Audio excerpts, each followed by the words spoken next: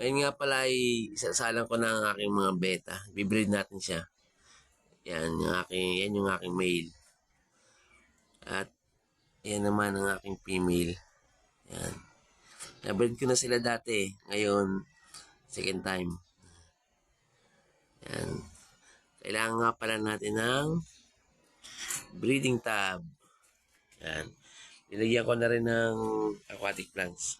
Hornwort, saka bomba. Siyempre, ang ating kinat ko na Wilkins. Tapos, talisay leaf. Saka, plastic ng yelo. Yan. Yan. Ngayon, ilalagay na rin natin ang ating talisay. Yan.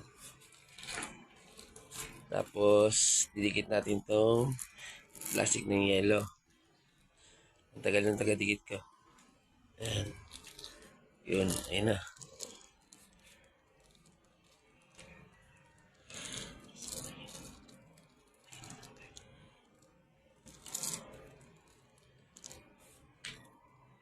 Yan.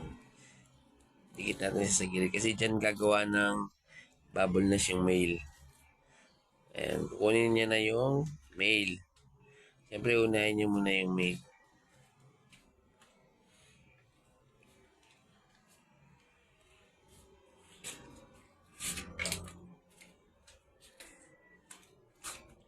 Purple rainbow yung aking male.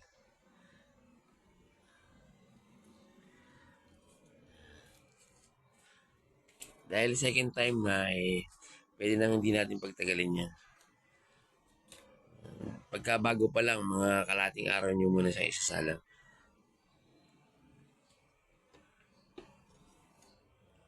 Pwede na nga actually, pwede na nga pagsabayin yan eh. Ang ganda ng male ko.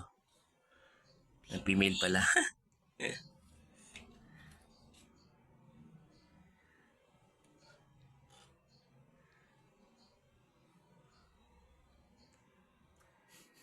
Oops. Ay, sumama.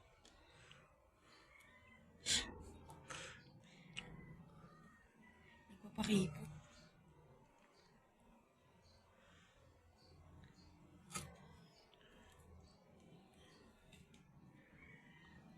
Oops. Siyempre, harangan muna natin siya. Yan.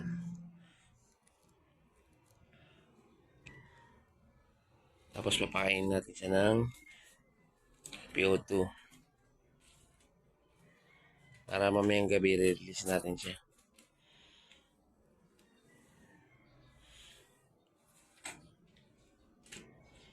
Ganyan lang sila, oh.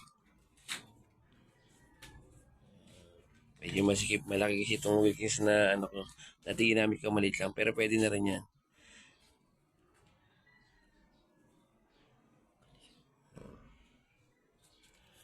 Yan. Tapos ang release niyan mamaya na mga kahit anong oras ba ngayon.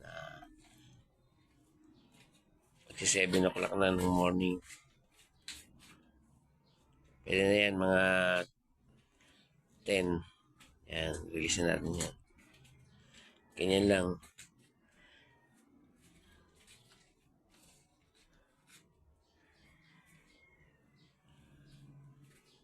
Nakapag-breed na rin ako dati ng ganyan. Ganyan lang din setup.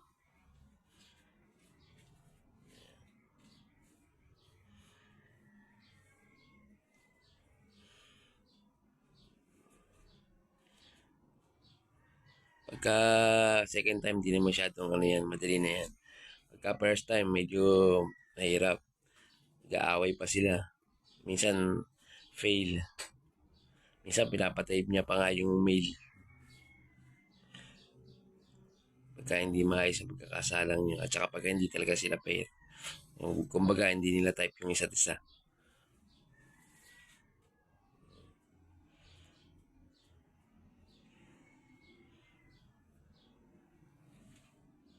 Maraming salamat po. Update ko na lang po kayo pagka nag-success. Pero malamang successful to. Salamat.